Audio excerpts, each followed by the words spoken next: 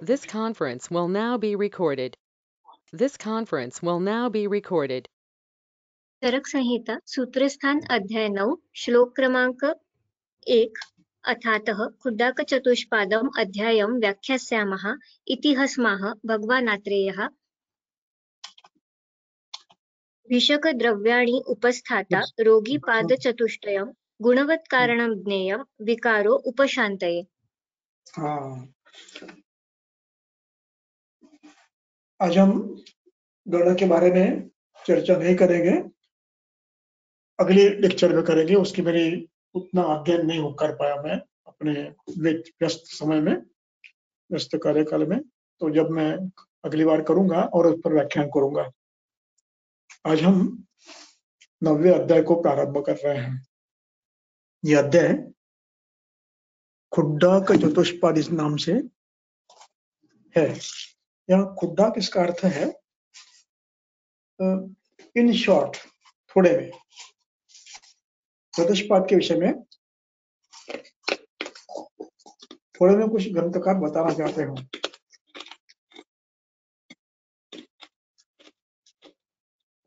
इसका अधिकरण चतुष्पाद है। चिकित्सा के 4 पैर। वो है भिषक, वैद्य, द्रव्याणि, औषधियां, उपस्थाता, परिचारक और रोगी। ये 4 पाद यदि गुणवत है, इनमें अपने अपने गुण होने चाहिए। अच्छे गुण, संपत्त, जिसको संपत्त कहते हैं, वो होने चाहिए। यदि ये गुणयुक्त होते हैं तो साध्य विकार निश्चित रूप से शांत होते हैं। विकार व्युपशांतये ज्ञेयम्। यहाँ व्युपशांतये, वि अधिक उपशांतये, ये वि उपसर्ग है और उसका अभिप्राय यह है कि केवल रोग ठीक होना इतना अपेक्षित नहीं है। तो दोष सामने के साथ उस व्यक्ति को पूर्ण स्वास्थ्य देना, इस अर्थ में वो भी शब्द है। विकार शांत करना यह उद्देश्य एक तो है ही, लेकिन उसके साथ और एक उद्देश्य है। वो यह है कि पूर्ण स्वास्थ्य उपलब्ध होना चाहिए। यानी यदि उसको नियम पालन करता है सभी, तो वो उसको कोई व्याधि नहीं होगी। इस अर्थ में वी का प्रयोग किया है। उसके बाद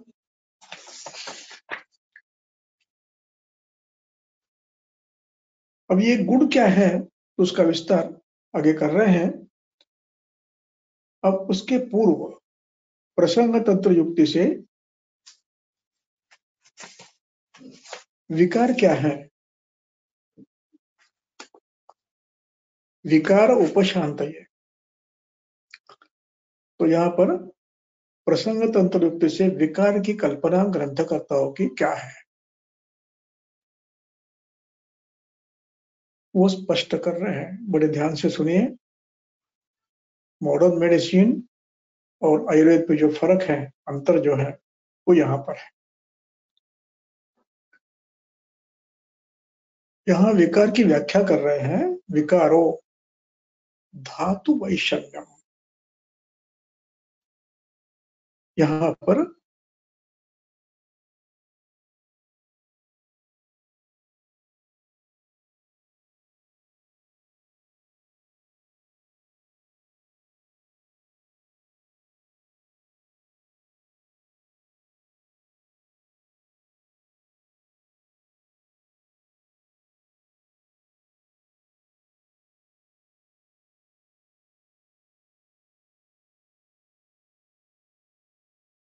को धातु कहा जाता है। साम्यावस्था में दोषों को धातु माना जाता है। और विकृत अवस्था में उनको मल माना जाता है। इनका नाम दोष है। नाम दोष इसलिए दिया कि उनके दूषण करने की प्रवृत्ति है, इसलिए नाम दिया, प्रवृत्ति वशात। जब वो प्राकृत होते हैं तो उनको धातु कहा जाता है, और जब विकृत होते हैं तब उनको मल कहा जाता है। देखिए संदर्भ के लिए चरक शारीरिक स्थान अध्याय 6।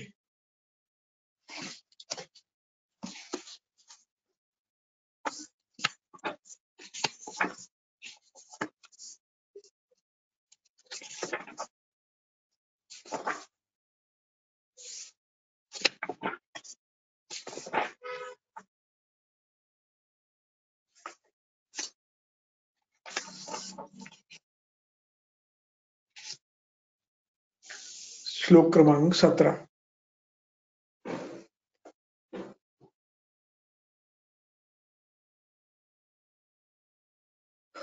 चरक संहिता शारीर स्थान अध्याय 6 श्लोक क्रमांक 17।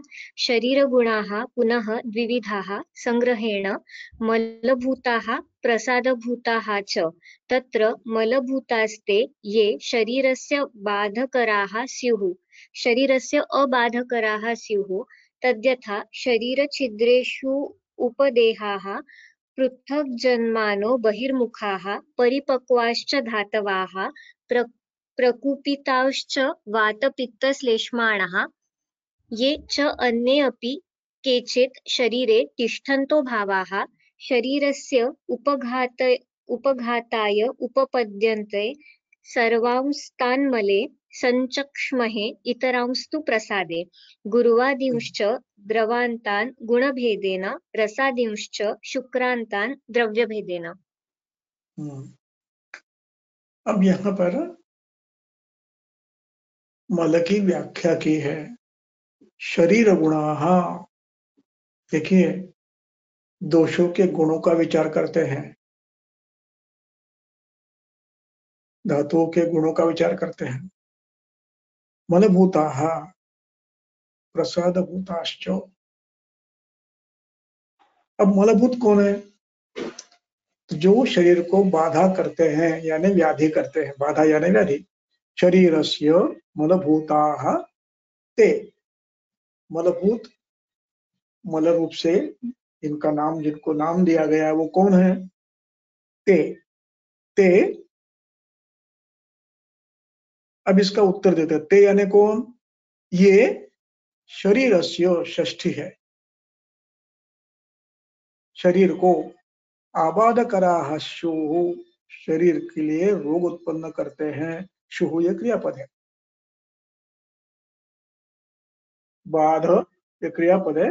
बाध बाधते, व्याधि करता है, और उसको उसका कृदंत प्रत्यय हो गया, उसको क्रू लगाकर कराह, बाधकराः। शरीरस्य बाधकराः स्युः, जैसे कुंभकाराः वैसे ये बाधकराः। स्युः ये क्रियापद है। ये असधातु का विद्यर्थ रूप है, तृतीय पुरुषी बहुवचन। अब उसकी संख्या बड़ी है, विशेष मुद्दा वो नहीं है अपना। प्रमुखक विद्या यह है कि प्रकुपिताश्च वातपित्तश्लेष्माणः। प्रकुपिताः ये विसर्ग है, उसका च हुआ। वातपित्तश्लेष्माणः तीनों मिलके समाहार द्वंद्व किया है, और अंतिम शब्द का विभक्ति बनाई है श्लेष्माणः। श्लेष्मा, श्लेष्माणौ, श्लेष्माणः। अकारांत पुल्लिंग। श्लेष्मन शब्द है। श्लेष्मा, श्लेष्माणु, श्लेष्माणः, यानी कुपित दोषों को मल कहते हैं और प्राकृत दोषों को धातु कहते हैं। अब इन धातुओं का वैषम्य होना ही विकार है। अब ये अध्याय बंद मत करो, छठवां, 2 मिनट रुको। इस अध्याय में फिर एक बार हमें एक श्लोक देखना है, उसी में देखना है।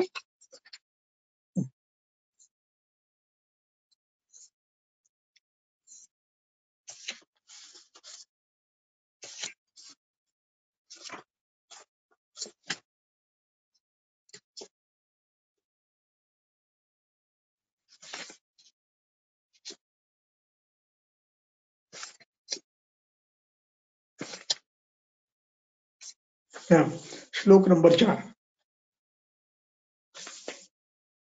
उसी में श्लोक नंबर 4, अंतिम पंक्ति पढ़ो। चरक संहिता शारीर स्थान अध्याय 6 श्लोक क्रमांक 4। वैषम्य गमनम ही पुनः धातूनां वृद्धि ह्रास गम गमनम गमनम कार्त्स्नेन प्रकृत्या च। अकर्षणेन प्रकृत्या च, यानी वैषम्य की व्याख्या करते हैं। वैषम्य क्या है?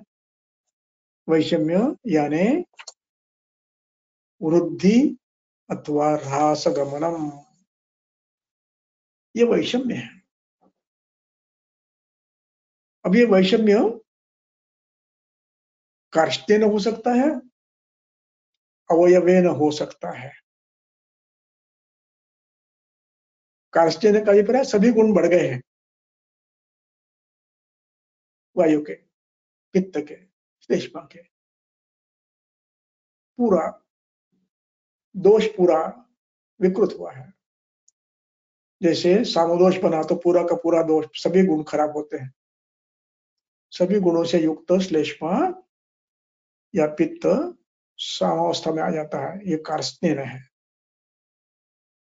प्रकृत्या, उनका स्वभाव बदल जाता है, प्रकृत्या बदल होता है। प्रकृति के स्थान पर वो विकृति करने का स्वभाव बन जाता है। इसलिए वैषम्य यानी गुणों का ह्रास, गुणों की वृद्धि, कार्ष्णेन व अवयवेन व, और प्रकृत्या च, उनका स्वभाव विकृति करने का बनना है। ये वैषम्य की व्याख्या है, चरक ने स्वयं की है। इसलिए विकार का अर्थ क्या हुआ?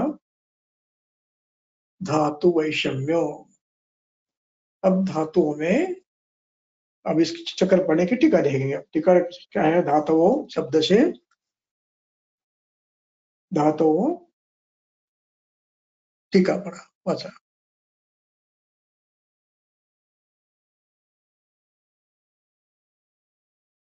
हेलो, टीका वाचा, धातुओं, हाँ वाचा, एक मिनिट हा सर, हाँ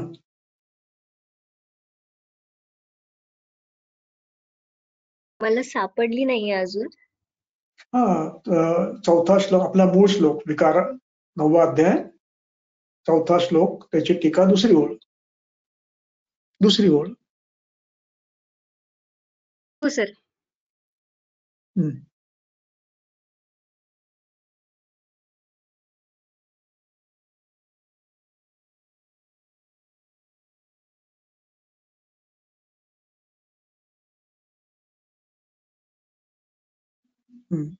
याची टीकेची दुसरी ओळ, धातवो धातवो वातादयो रसादयश्च तथा रसः प्रभृतयश्च तेषां वैषम्यं व्यवह्रियमाणं स्वास्थ्यहेतोः स्वमान न्यूनम् अधिकत्वं वा साम्यं धातु साम्यं प्रकृतिः आरोग्यम। बस, तो चक्रपाणी कहते हैं धातु से अभिप्राय वातादि दोष, रसादि धातु और रजादि उपधातु, तेषाम वैषद्यम यानी वृद्धि या तो ह्रास, न्यूनत्व अथवा अधिकत्व, इसका नाम वैषम्य है।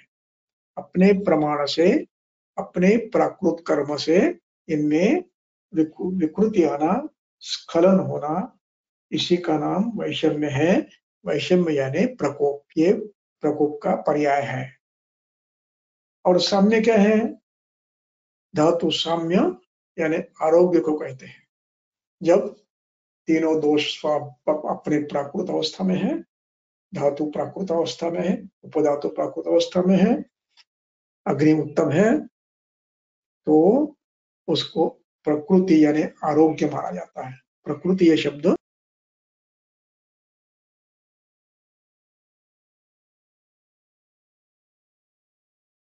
शब्द आरोग्यवाचक है। इसलिए विकार का अर्थ हुआ धातुओं का, दोषों का न्यूनाधिक होना। और प्रकृति का अर्थ क्या है? इनका साम्य होना, स्वमानावस्था में और अपने कार्यों में उचित कार्य करते रहना, उसका नाम आरोग्य है।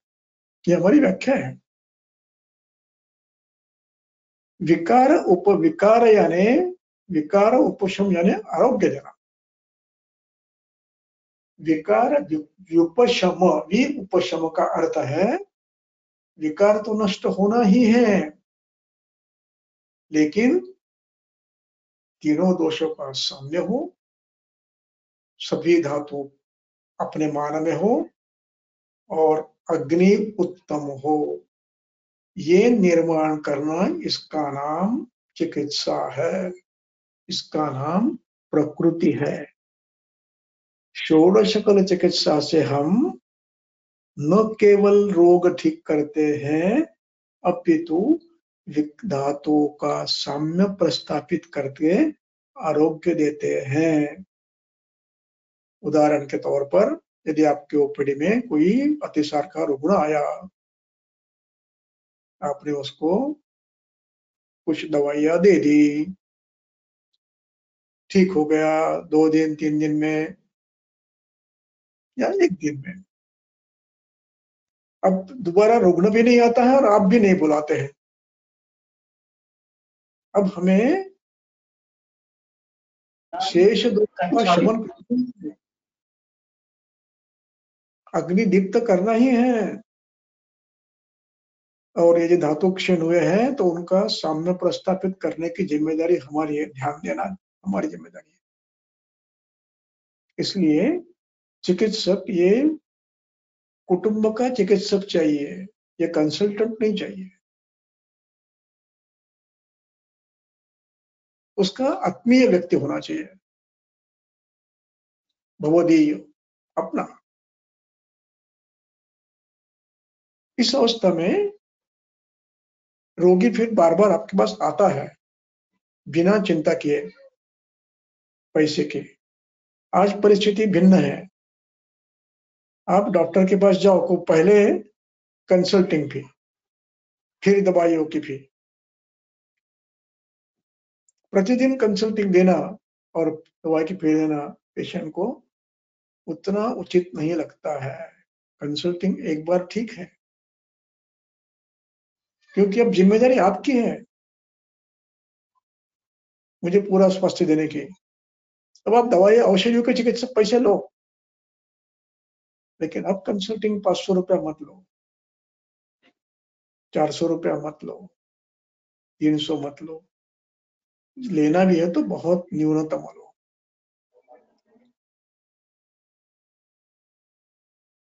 तब जाकर रोगी आपके पास बार बार आ सकता है। जब और आप उसको ये कहेंगे कि आपको अभी पूरा होने में समय है, जब तक मैं नहीं कहूं तब तक आप औषधियां बंद नहीं करेंगे।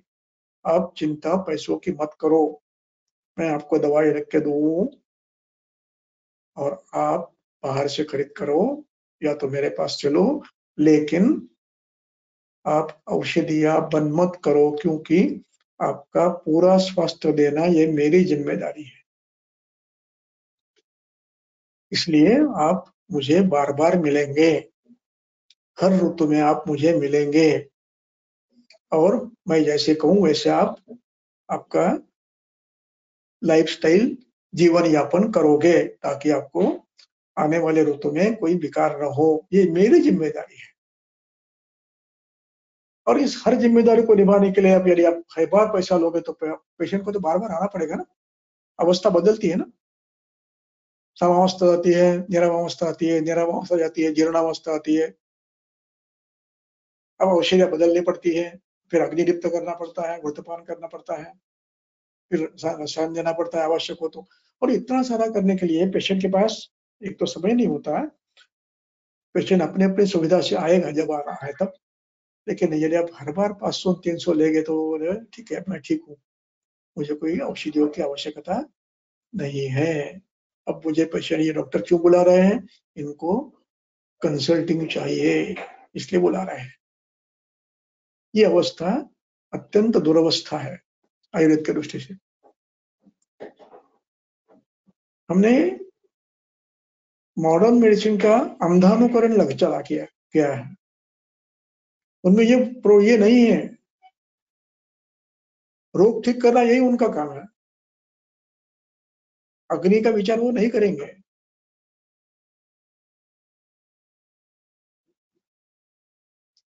नहीं कर सकते, दोषों का विचार तो कर ही नहीं सकते। लेकिन आपको करना है क्योंकि आपके शास्त्र भिन्न है उनसे। आप उनके अंधानुकरण क्यों करेंगे? आप नहीं करेंगे। आप तब जाकर आपके प्रति एक प्रचंड आस्था उत्पन्न हो जाएगी आयुर्वेदिक वैद्य के प्रति। नहीं, ये आदमी मुझे ठीक करने का प्रयास करता है, ये पैसे की चिंता नहीं करता है। इसलिए हमारा उद्देश्य आरोग्य देना है। इसलिए वी उपसर्ग लगाकर ये क्रियापद का प्रयोग किया है, उपशांतये। विशेष उपशांत, व्याधि तो ठीक होगा ही, स्वास्थ्य भी मिलेगा।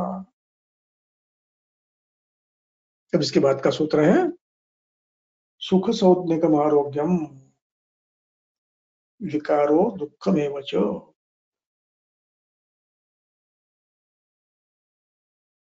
ये आरोग्य को सुख माना जाता है। आरोग्य होना एक सुख कल्पना है, आह्लादक कल्पना है। ये वाक्य इसलिए रखा है कि कई बार एक प्रश्न पूछा जाता है, जब भोजन करने के बाद श्लेष्मा बढ़ता है, सायंकाल में अजीर्ण होने के बाद वायु बढ़ता है, सुबह सुबह श्लेष्मा बढ़ता है, दोपहर में पित्त बढ़ता है, फिर इसको रोग कहेंगे क्या? नहीं, जब तक ये बाधा कर नहीं होते तब तक इनको रोग नहीं मानेंगे। ये सुख सौज्ञक ही है, आरोग्य ही है। जब तक ये बाधा नहीं करते तब तक ये आरोग्य है। यदि ये बाधा करते हैं तो वो आरोग्य नहीं है। कल्पना करो, सीने में जलन हो रही है दोपहर में, बाधा कर है, नहीं, आरोग्य नहीं है। सायंकाल में पेट में गुड़गुड़ हो रहा है, थकान आ रही है, नहीं, बाधा कर है, साम्यावस्था नहीं है। ये वायु का बढ़ना इसका मतलब दौर्बल्य आना ये नहीं है, धातुक्षय होना ये नहीं है, लाघव आना, यही उसका अभिप्राय है। लाघव के बाद बाहर जाकर पैर में ये पिंडलियां दुख रही है, चलने की क्षमता नहीं है, सिर में दर्द हो रहा है, ये अवस्था आती है, वो बाधा कर है। तब तक लाघव आना ये बाधा कर नहीं है, ये स्वास्थ्य है। इस अवस्था को आहार करके प्रशांत करते हैं हम लोग। दोपहर रात में सो के इस वायु का हम शमन करते हैं और सुबह उठने के बाद हम दंत धावन करके, व्यायाम करके, स्नान करके इसको शांत करते हैं, क्योंकि ये तात्कालिक उद्रेक है,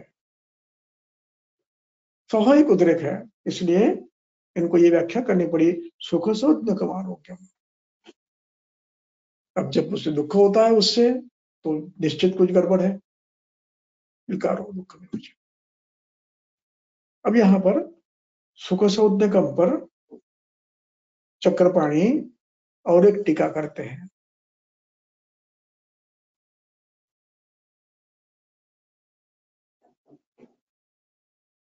टीका में प्रारंभ में लिखते हैं कि धातु वैषम्य उद्वेजक विकार कर्तृत्वेन अकर्तृत्वेन सुखम। उसी श्लोक के नीचे ऊपर से 15वीं लाइन, 15 सुश्रुत सूत्र स्थान अध्याय 24 के नीचे चौथी लाइन, धातु वैषम्यम उद्वेजक विकार अकर्तृत्वेन सुखम इति, उसी में नीचे से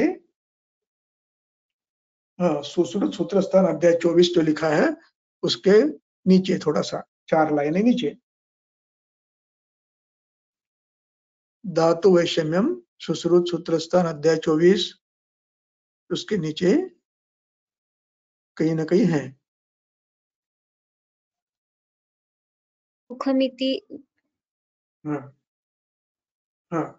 धातु वैषम्य उद्वेजक विकार अकर्तृत्वेन।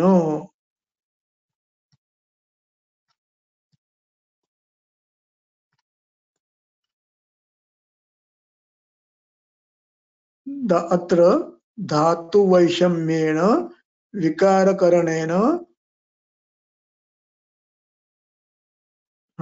धातु च धातु वैषम्येन कारणेन उपचारात् कार्यज्वरादयो अभिधीयते यतो धातु वैषम्य त्याच्यावर तेन दिवारात्रि भोजनावस्थादिजनितम, तेन दिवारात्रि भोजनानां इति तेन दिवारात्रि भोजन अवस्थादिजनितं धातु वैषम्यम उद्वेजक विकार कर्तृत्वेन सुखमिति। ये उद्वेग नहीं करते हैं इसलिए इसको सुख कहा जाता है। अब उसके आगे 4 लाइन छोड़कर 5वीं लाइन में शारीर अध्याय 1 लिखा है, उसके नीचे एक और पंक्ति है। शारीर अध्याय 1 लिखा है, उसके नीचे एक पंक्ति है। तो सुश्रुत शारीर सुश्रुत शारीर अध्याय 1, सॉरी शारीर अध्याय 1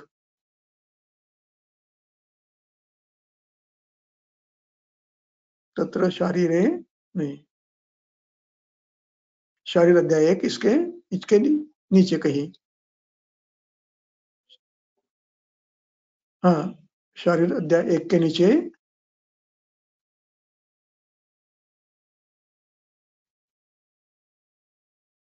पक्षे धातु वैषम्यश्च विकारस्तदा जनित विकारम, त्याच्यावरची 3री ओळ मी वाचतो बघा।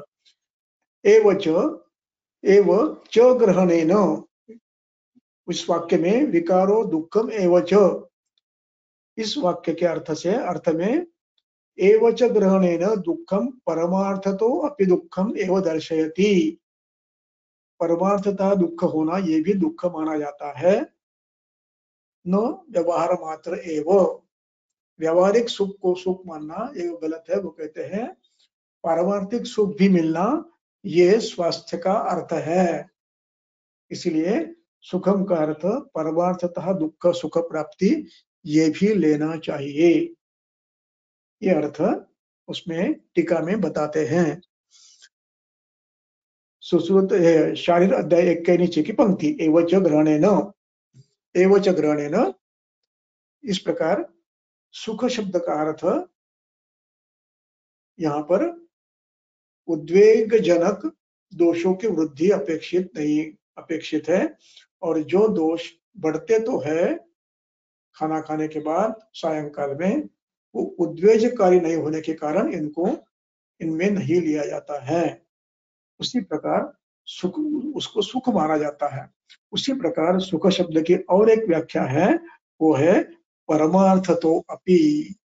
परमार्थ यानी मृत्यु के बाद की मिलने वाली स्थिति अथवा निवृत्ति, जीवन में ही निवृत्ति पर अवस्था भी परमार्थ माना जाता है, उसी को मोक्ष माना जाता है कि जीवित अवस्था में सुख दुख के परे जाना, रजस तमो के परे जाना, इसको भी मुक्ति माना जाता है। तो वो परमार्थता सुख उसको भी कहते हैं, इसलिए सुख सौद्यकम आरोग्यम और विकारो दुख में वच, यानी पारमार्थिक दुख होना, सुख नहीं मिलना, ये भी विकार है, और उद्वेगजनक विकार होना, ये भी विकार है। इसके बाद 5वां श्लोक पढ़ो। 5वां, चतुर्णाम भिषक्-आदीनां शस्तानां धातुवैकृते प्रवृत्तिः धातुसाम्यार्था चिकित्सा इत्यभिधीयते।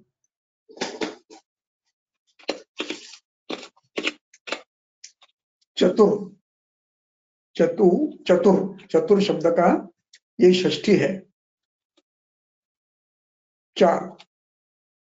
चारों का, इन चारों का, किनका? भिषक आदि नाम, भिषक द्रव्य उपस्थाता रोगी, इनका शस्त होना, प्रशस्त होना, यानी गुणयुक्त होना आवश्यक है, और इनकी प्रशस्ता, इनके शस्त गुणों से युक्त भिषक आदि युक्त हो, ऐसे चतुर भावों ने धातु विकृति की अवस्था में धातु साम्य के लिए जो क्रिया की जाती है उसका नाम चिकित्सा है। चिकित्सा किसको कहते हैं? वो कह रहे हैं धातु विकृति अवस्था में धातु साम्य करने की जो क्रिया, देखिए रोग ठीक करना नहीं कह रहे हैं, धातु साम्य करने की प्रक्रिया को, प्रवृत्ति को चिकित्सा माना है। और वो कौन होने चाहिए? चारों के चारों प्रशस्त गुणों के होने चाहिए। इनमें एक भी ऐसा हो कि जिसके संपत्ति नहीं है, नहीं कार्य होगा। चारों अपने टू द एक्सटेंट चाहिए, अपनी गुणवत्ता से परिपूर्ण चाहिए, तब जाकर उनसे द्वारा की गई धातु साम्य की प्रवृत्ति उसका नाम चिकित्सा है। चिकित्सा यानी औषध देना ये नहीं है, चारों की गुणवत्ता उत्तम चाहिए, औषधि की, वैद्य की, उपचारकर्ता की और परिचारक की।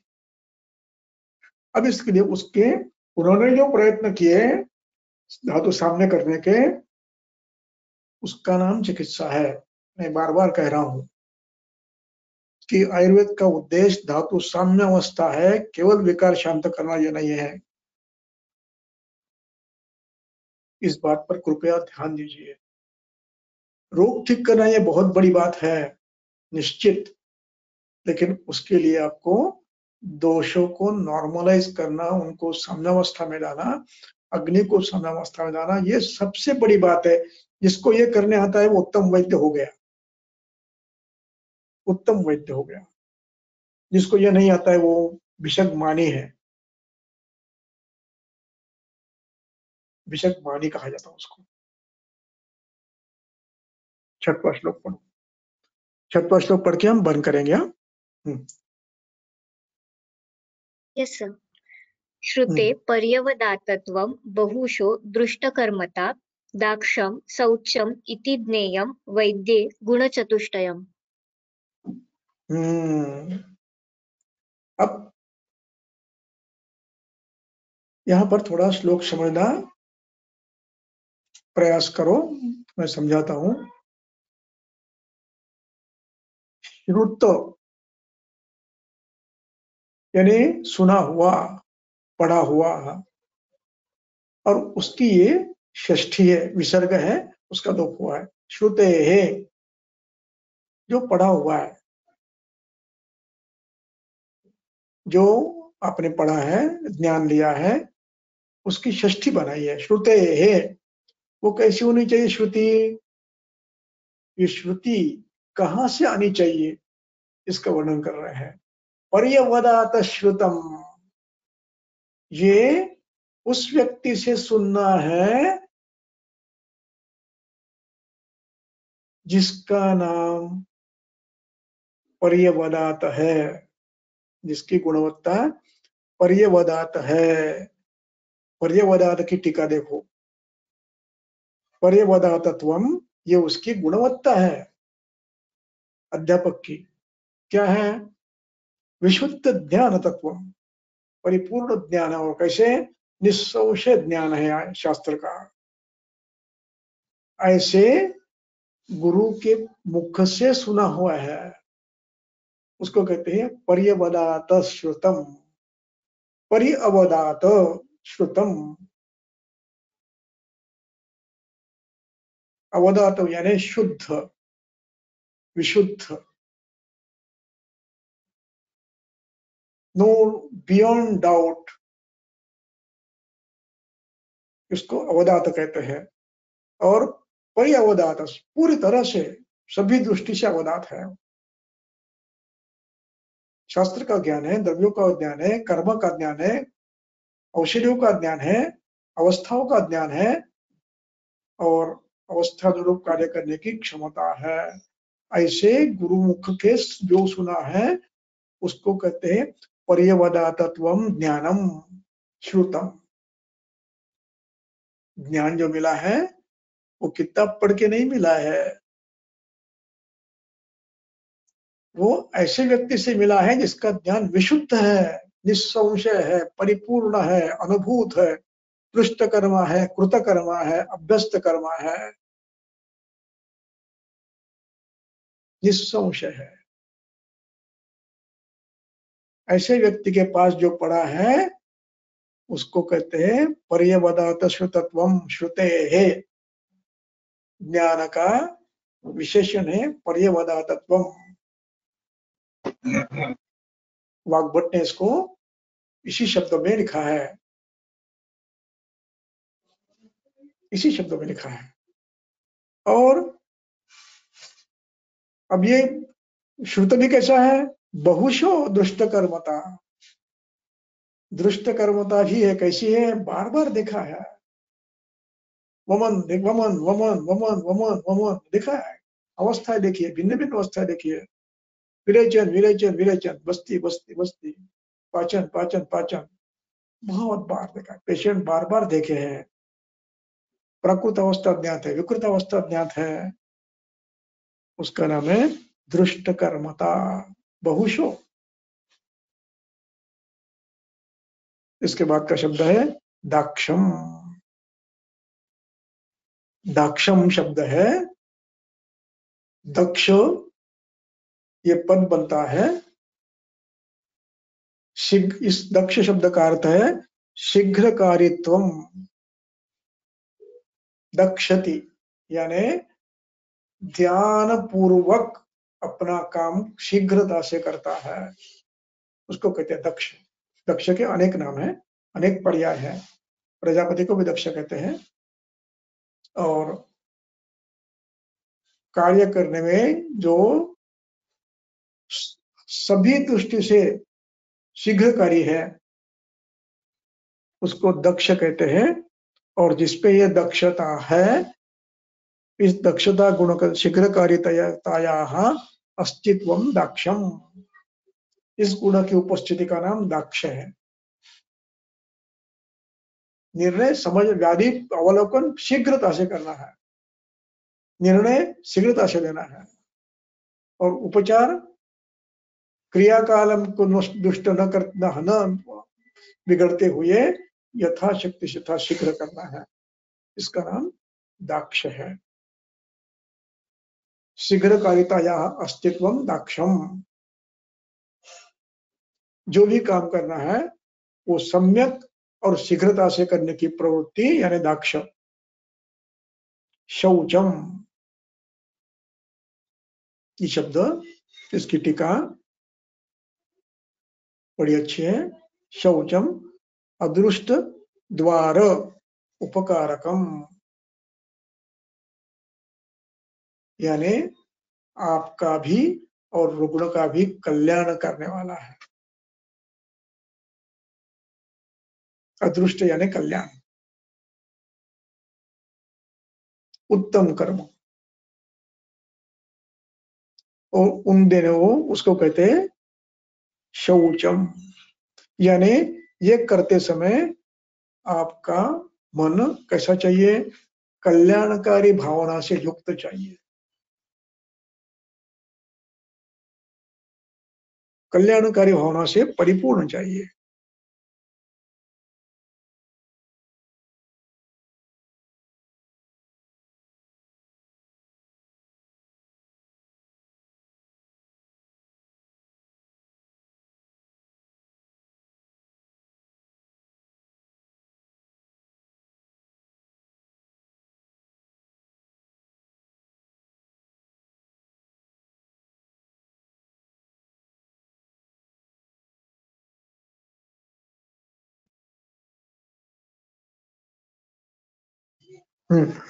तो हम यहाँ पर थे, तो इस श्लोक को पूरा करके हम रुकेंगे। तो हेलो, हाँ, शौचम इति ज्ञेयम वैद्य गुणाः गुण चतुष्टयम, ये वैद्य के 4 गुण है। ये अपने में आने का प्रयास होना चाहिए। होता क्या है, मैं मेरा अनुभव कह रहा हूं, पढ़ते समय हम संस्था पर और अपने अध्यापकों पर इतनी विश्वास रखते हैं, हम तो रखते थे, श्रद्धा रखते थे कि ये जो पढ़ाएंगे, जो करेंगे, उससे हमारा ज्ञान परिपूर्ण हो जाएगा और हम उत्तम चिकित्सक बन पाएंगे। लेकिन अवस्था वैसी नहीं होती है। तो हमें उसी समय से, प्रथम वर्ष से ही कहीं न कहीं पर्याय ढूंढने का प्रयास करना चाहिए। उत्तम ज्ञान कहाँ से मिलेगा? शास्त्र का, ग्रंथ का, कर्म का, रुग्ण देखने का अनुभव अधिक से अधिक कहाँ मिले, ये प्रयास प्रथम वर्ष से ही करना चाहिए। अन्यथा 5 साल के बाद भी आंखों के सामने अंधेरा आता है।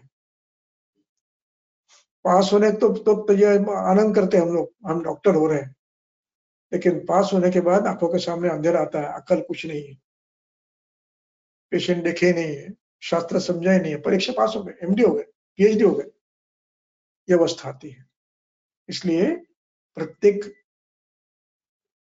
विद्यार्थी ने प्रथम वर्ष से ही कहीं न कहीं रुग्ण देखने का प्रयास, किसी वैद्य के पास जाना बहुत ही आवश्यक बन गया है आज के काल में।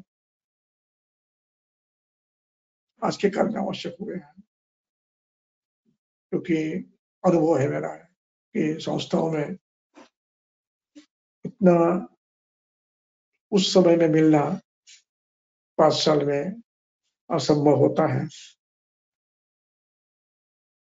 तो इसके बाद 7वां श्लोक लेंगे, पढ़ो।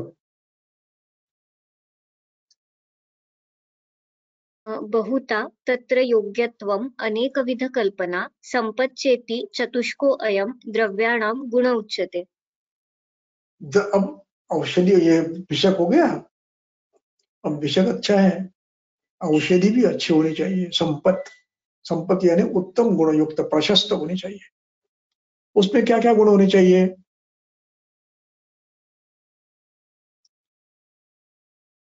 विकल्प बहुत होने चाहिए आपके पास, ये नहीं तो ये नहीं तो ये। क्यों?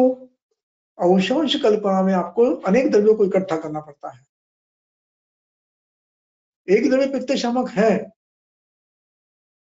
लेकिन वो केवल द्रव्य गुण का शाम करेगा, तीक्ष्ण गुण नहीं करेगा। नहीं, ऐसा नहीं होना चाहिए। यदि है तो उत्तम, यदि नहीं है तो उसको कोई ना कोई देने वाला दूसरा गुण देना चाहिए, उपलब्ध होने चाहिए। अंशांश कल्पना की अवस्था बदलती है, तो पहले आप द्रवशोष के देंगे, उसके बाद वृक्ष विशद खर परुष विशद उष्ण तीक्ष्ण गुण करने के लिए स्निग्ध मधुर पिच्छिल अनभिषंद रंग का प्रयोग करेंगे। उसके लिए विकल्प चाहिए आपके पास। मधुर के अनेक विकल्प हो, तिक्त के अनेक विकल्प हो, कषाय के अनेक विकल्प हो। इस प्रकार बहुत आ चाहिए और कल्पना भिन्न भिन्न देनी चाहिए, देने का प्रयास करना है। भिन्न भिन्न कल्पना का उपयोग भिन्न भिन्न है। कुछ अवस्था में चूर्ण दिया जाता है, ग्रहणी में चूर्ण दिया जाता है, श्लेष्मज व्याधि में चूर्ण दिए जाते हैं, पैतिक में फंट दिए जाते हैं, खिमो दिए जाते हैं। इस प्रकार और बलवान व्यक्ति बलवान दोष में चूर्ण और कल्क दिए जाते हैं। बलवान व्यक्ति बलवान दोष बलवान अग्नि कल्क चूर्ण देते हैं। कुछ अवस्था ऐसी होती है कि जो शोधन करना है, मार्ग खुला करना है, वहां आशा वरिष्ठ ही चाहिए। कुछ अवस्था ऐसी होती है कि जहां घी ही देना है, शुद्ध घी देना है, वातपित्तोत्तर अवस्था।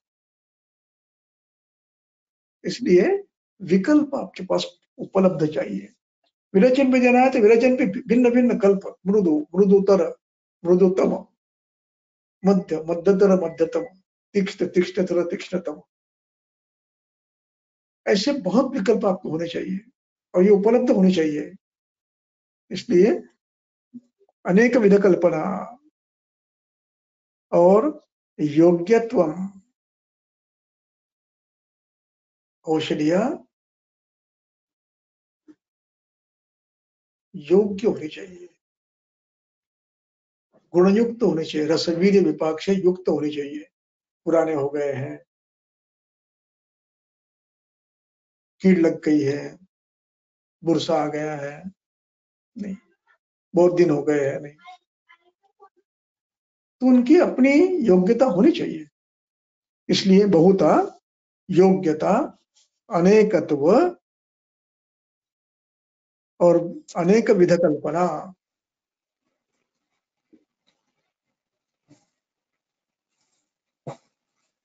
कल्पना अनेक विध होनी चाहिए, द्रव्य बहुत होने चाहिए और विकल्प अनेक होने चाहिए।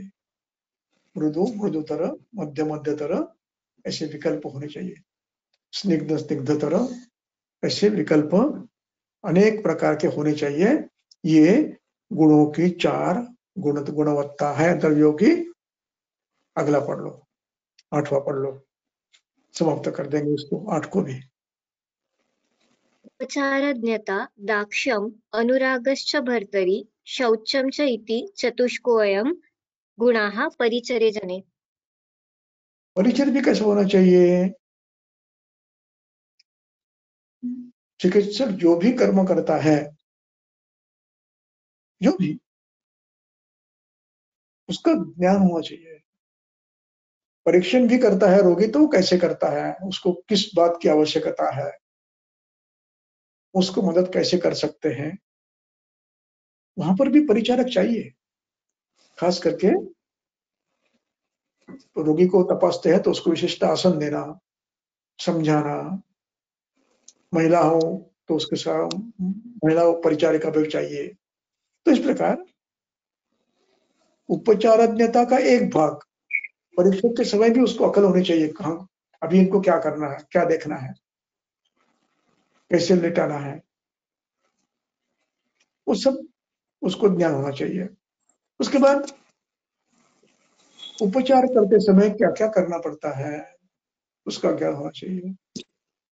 उसकी अवस्था यदि कम ज्यादा हो रही तो उसका ज्ञान होना चाहिए परिचारक को।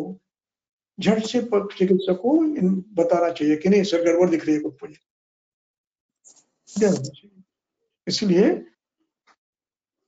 उपचारज्ञता सभी में, कल्प बनाने हैं, कल्प बनाने आने चाहिए, बस्ती तैयार करना है आना चाहिए,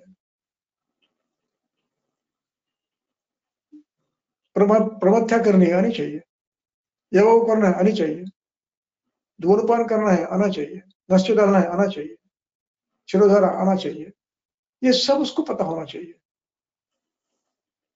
मस्ती का क्रम क्या है, मात्रा कितनी देनी है, ये सब ज्ञान उसको होना चाहिए। उपचारज्ञता, दाक्षम, कर्म करना है तो उसमें शीघ्रता होनी चाहिए और ध्यान पूर्वक करने की क्षमता होनी चाहिए। झट इति, नहीं तो हाँ जिसको लेप लगाओ आधे घंटे के बाद। एक मैंने देखा कि मैंने लिखा था, एक पेशेंट आए, महिला थी, और हम उसको, मुझे लगा ये पार्शियल ऑब्स्ट्रक्शन है, और मैंने एडमिट ओपीडी से कर दिया और उसे नोट लिख दी है, लेटेस्ट ट्यूब, एब्डोमिनल गर्थ देखना, नील बाय माउथ वगैरह वगैरह लिखा और भेज दिया, नोट लिख के भेजा पूरी तरह से। जब मैं ओपीडी खत्म करके ऊपर गया देखने के लिए, हुआ कि नहीं, तो किसी ने देखा ही नहीं था पेशेंट को 1 घंटा तक। मैंने तुरंत पेशेंट को वहां से एम्बुलेंस बुला के ट्रांसफर कर दिया, मुझे ऐसे हॉस्पिटल में पेशेंट रखना नहीं है। अच्छा पेशेंट था पर पार्शियल ऑब्स्ट्रक्शन था, आवश्यक हो तो सर्जन उपलब्ध थे, उनको बुला सकता था मैं, और बच्चों को देखने को मिलता था। लेकिन परिचारक, यानी उस परिचारक में हाउसपन भी आए, रजिस्ट्रार भी आए, इंटर्न भी आए और सिस्टर भी आए, किसी ने देखा नहीं होना चाहिए सर, ये बहुत घातक है। इसलिए दाक्ष होना चाहिए और अनुराग होना चाहिए। अनुराग यानी अपनत्व, पेशेंट के साथ, वैद्य के साथ कुटुंबवत होना चाहिए, अनुराग होना नहीं, मेरा है, मेरा कुटुंब है, मेरा पेशेंट है, इस प्रकार का भाव होना चाहिए। और शौच होना चाहिए, मन शुद्ध होना चाहिए, शरीर शुद्ध होना चाहिए, वृत्ति शुद्ध होनी चाहिए, भावना शुद्ध होनी चाहिए। ये 4 गुण परिचारक के हैं। अब यहाँ रुकेंगे, अगला विषय है रुग्ण का, वो अगली बार लेंगे। मुझे आज पूरा एक व्याख्यान है और ये हाँ सर, जाना है। यस सर, हाँ।